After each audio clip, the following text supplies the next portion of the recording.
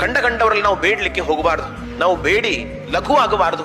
ಬೇಡಿದರೆ ಎನ್ನೊಡೆಯನ ಬೇಡುವೆ ಅಂತ ಸುಮ್ಮನೆ ಯಾರ್ಯಾರೋ ಬಳಿಯಲ್ಲಿ ನಾವು ಯಾಚನೆಯನ್ನು ಮಾಡಿ ಬೇಡಿ ಸಣ್ಣವರು ಅಂತ ಅನಿಸ್ಕೊಳ್ಬಾರ್ದು. ಅದರಿಂದ ನಾವು ದರಿದ್ರರು ಅಂತ ಅನಿಸ್ಕೊಳ್ತೇವೆ ಸಮಾಜದಲ್ಲಿ. ಬೇಡಬೇಕು ಅಂತಿದ್ರೆ ನಮ್ಮ ಒಡೆಯನ ದೇವರನ್ನ ಬೇಡಬೇಕು ನಾವು. ಈ ಲೋಕದಲ್ಲಿ ಹುಲ್ಲು ಬಹಳ ಹಗುರವಾದಂತಹ ವಸ್ತು. ಹುಲ್ಲಿಗಿಂತಲೂ ಹಗುರವಾದಂತಹ ವಸ್ತು ಯಾವ್ದಾದ್ರು ಉಂಟಾ ಅಂತ ಕೇಳಿದ್ರೆ ಹತ್ತಿ ಅಂತ ಹೇಳ್ತಾರೆ. ಹುಲ್ಲಿಗಿಂತಲೂ ಹಗುರವಾದ ವಸ್ತು ಹತ್ತಿ. ಈ ಹತ್ತಿಗಿಂತಲೂ ಕೂಡ ಹಗುರವಾದ ವಸ್ತು ಯಾವುದು ಅಂತ ಪ್ರಶ್ನೆಯನ್ನು ಮಾಡಿದ್ರೆ ಅದು ಬೇಡುವ ವ್ಯಕ್ತಿ ಅಂತ ಹೇಳ್ತಾರೆ.